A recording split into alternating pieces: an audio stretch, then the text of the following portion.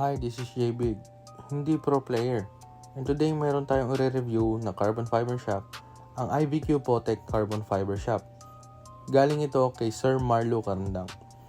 This shaft is a 12.5mm na merong aggressive pro taper, white bolt plate with a silver ring sa ilalim.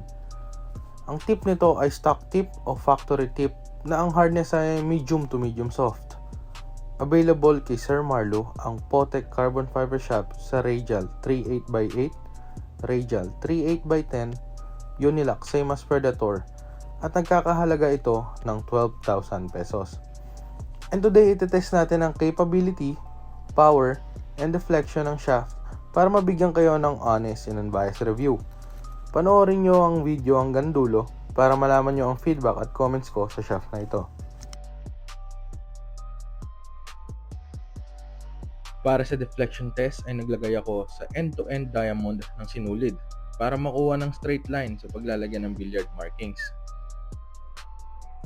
At the other corner ay nilagay ko naman ang measurement chart in inches for deflection. Malalaman dito how much the cue ball will deflect, with 0 being no deflection and 6 inches being the highest. Ganito naman siya tignan kapag POV. Naglagay ako ng panibagong billiard marking sa kaliwa to ensure the accurate position kung saan tayo magkakarga ng pectus or yung tinatawag na left spin para yung cue ball ay magde-deflect pa kanan. Before we begin the test, I will say that people are not perfect. In this test, I tried my best to level my cue alignment as possible to get accurate result for the test. I will use fast speed stroke to minimize swerve effect. Obviously, robots can be better at testing, but people can also be fairly consistent.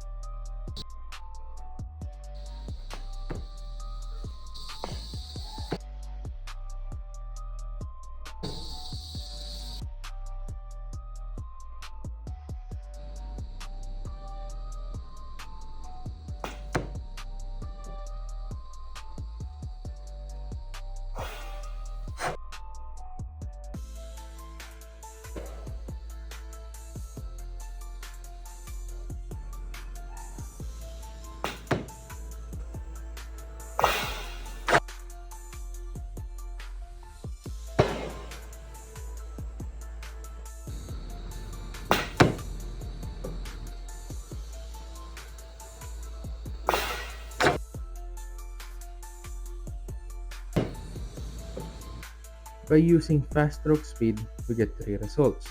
First is 1 and 3/8 of an inch, second is 1 and 1/4 of an inch, third is being 1 and 1/2 of an inch. Let's move on to the performance test or draw shots.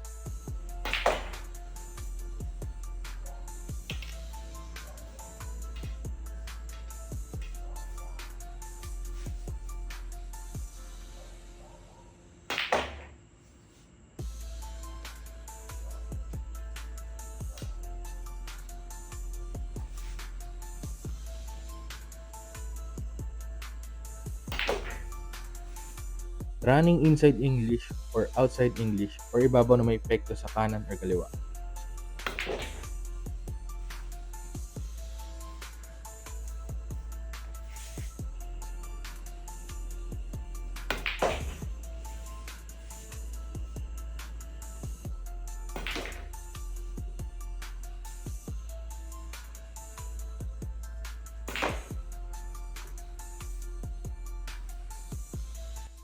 Honest feedback and comments. Tip is said to be stock tip, so you get what you receive pagdating sa performance. If you want a better one, change the tip that suits you the most. The stated low deflection description sa shaft is also true. Dahil nakakuha tayo ng 3 low squirt or deflection sa ating test, it means na ang Potec shaft ni Sir Marlo ay low deflection. In the end, it all comes down to player preference, which means nasa inyo pa rin what brand ang magugustuhan at makakasanayan mo. No to brand comparison tayo. Lahat ay maganda sa bawat tao. Would I recommend buying Potec shaft? The answer is yes. For 12,000 pesos, meron ka ng good quality, low deflection carbon fiber shaft.